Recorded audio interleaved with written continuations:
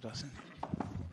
Dustin, another fight week, but this time no salon quality hair. What happened? Why the buzz cut? Buzzed it off, man. I don't know. It's time to change it up. This fight's an interesting one for you, right? Because you've been fighting the top guys for a while, and now this is a guy lower in the rankings, this young prospect coming up. And you've always said, I need a guy to make me sort of fearful to get me back in that cage. Did you see this guy as someone who can do that? Or was it, hey, the name came across the desk, I felt like fighting, here we are? No, it was because he's finished his last 5 opponents. You know, he's a very dangerous guy, young, gritty, just a tough guy.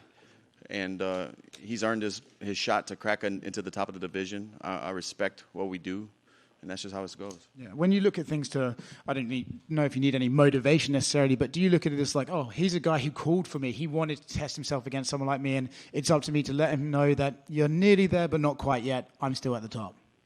Yeah, it's a challenge to myself as well. That's how I went about training camp, and part of the reason I took this fight. It's like, let me see, let me show and see to myself that I still got it to fight these warriors who bring it every time, have that never say die, never quit attitude. Those kind of fights are what I want to be a part of.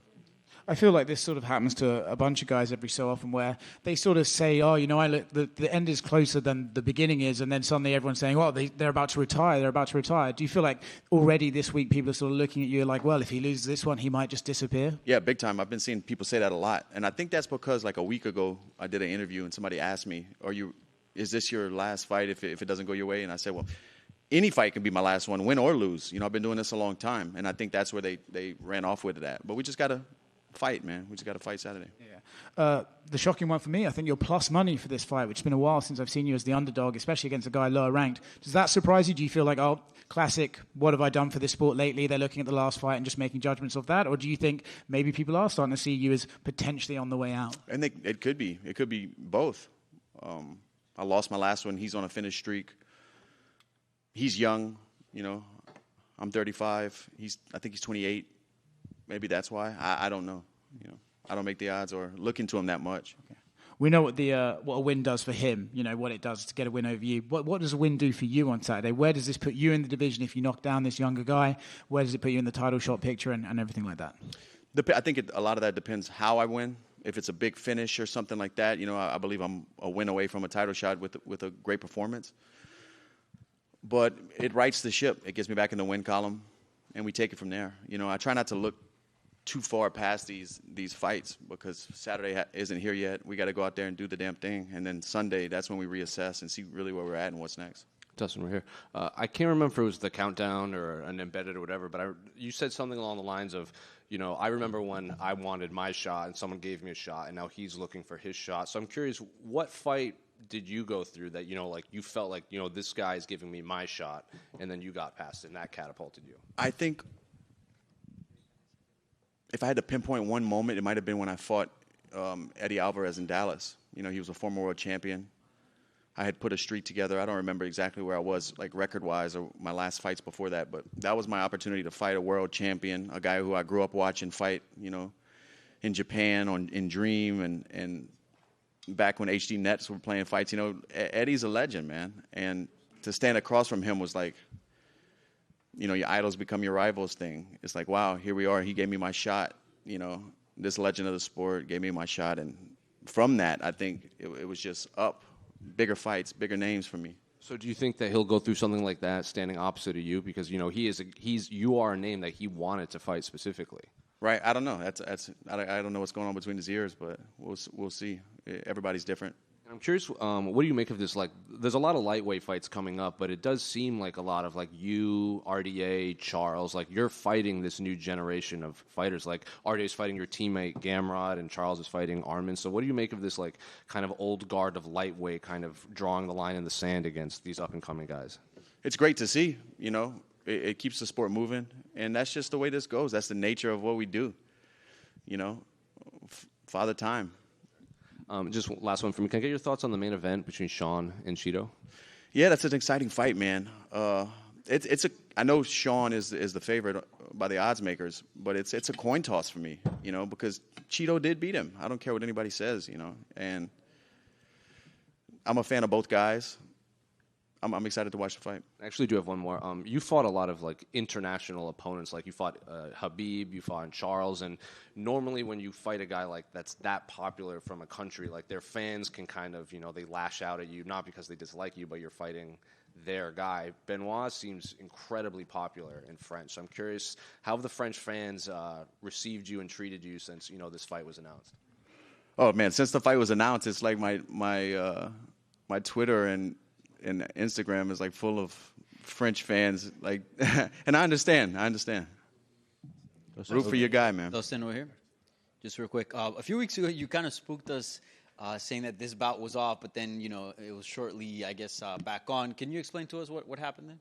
Just some miscommunication. I don't want to really get into it, but just some miscommunication. We got it all figured out. Got it.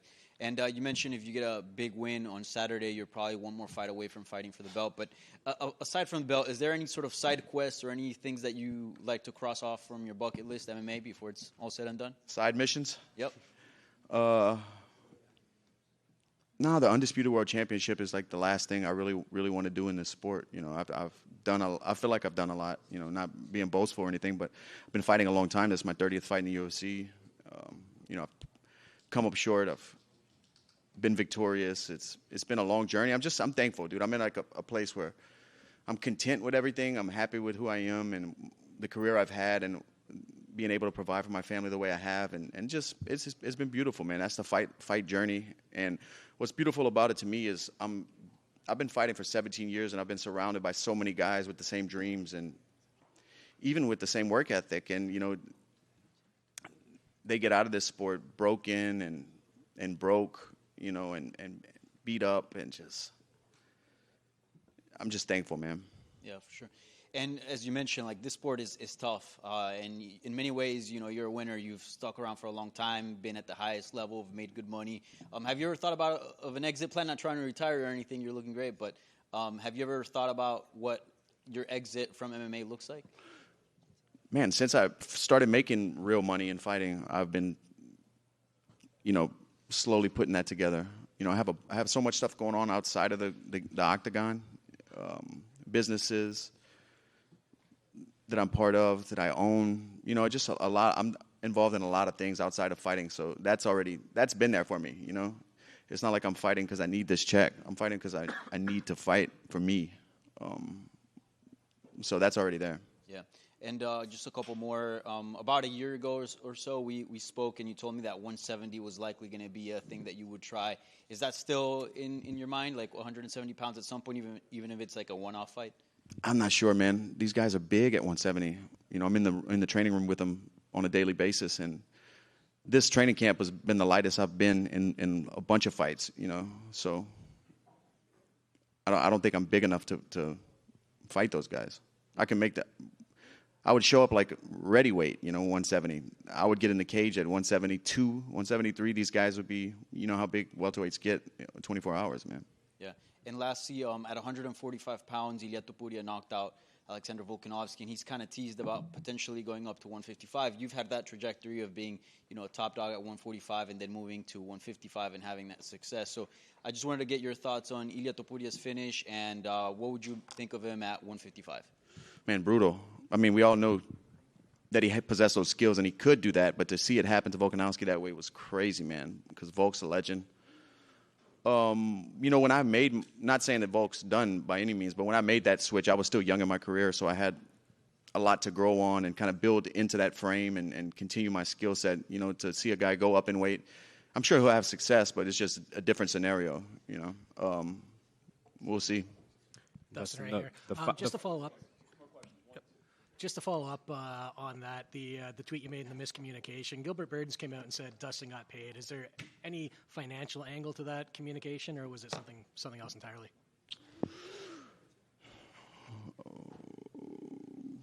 It was just misunderstanding, man. Fair enough. And yeah, we don't need to be watching pockets, The extra 2 rounds, is that something that you're a fan of? Is that something I asked for it. More of? Yeah, I asked for it. I think the better fighter wins, in the long run. Somebody gets caught early, that can happen to either guy. Dry, even submission or knockout early can happen. But usually, if 2 men fight for 25 minutes, the better fighter wins. And I believe I'm the better fighter. And last one very quickly. Gagey, Holloway, BMF title. Obviously, you've got experience with both. What's your pick? Fought them both twice, man. I know we can't bet, but just judging off the odds, if Max is the dog, you gotta go with Max because of course he can get it done. That's another coin toss to me, but I think Max's length, his rhythm and striking will give Gaethje some problems. And people think Max is small. Max isn't a small guy. Thank you. Dustin over here. A lot of the outside noise about you before was, hey, Dustin doesn't fight those lower-ranked guys, and now here we are, you're about to do so. So is there anything else you want to prove on Saturday night, or is that just all outside noise that you kind of just mute out? That's all outside noise. I fight everybody. I fight whoever. Just the last stretch of my career has been big fights, big opportunities. What does it make sense to, go back down the line and whenever I have these huge opportunities in front of me? Obviously losing this fight, the division kind of being tied up the way it is, it makes sense. Like I said, I respect what we do. I honor this, man. That's just part of the process, fighting guys like this. And I've done it before. I went from a title fight to fighting Dan Hooker 5 rounds, who was on a streak, who had just main evented in his home. I've done it before. That's just the way the game goes. And how does this home fight week feel to you? I know you're not too far from here, and also you're sharing the card with Gamrot, someone you've been training with a lot. So how does that all feel going into Yeah, me and Gamrot were like main training partners this training camp. It just worked out because he does a lot of his work southpaw. He's fighting a southpaw, so it was perfect timing, bro. We pushed each other and had some great sessions. It's awesome. This is the first time in a long time that I drive to the fight. I drove an hour from Coconut Creek to Miami. It's great not hopping on planes and being in familiar territory, seeing my coaches, seeing Gamrot here, Pedro Munoz, guys I see in the gym every day. It's awesome. I feel good. And last one, really quick. I know you probably get asked about this a lot, but Conor's state right now, Conor McGregor, do you think we'll see him fight again given the situation he's around in, or is that just... Bro, who knows? Who knows? I'm a fan of the sport, so anytime that guy fights, I'm watching. But your guess is as good as mine. Who knows if he ever comes back? Yeah, Dustin, just can you quickly go through the process of when you're about to go in a war? Because Benoit said that 3 hours before the fight, he goes beast mode. Nothing exists except on the fight. What's your mental process when you know you're going to have a war in a few hours or minutes? I don't have a routine or anything that I do. I just kind of chill out. My wife gets here tomorrow. Keep it familiar the way I've been doing it this whole time, If the sun's out, I might go out by the water. Just relax. I take it easy. Thank you. Thank you, guys. It's going down.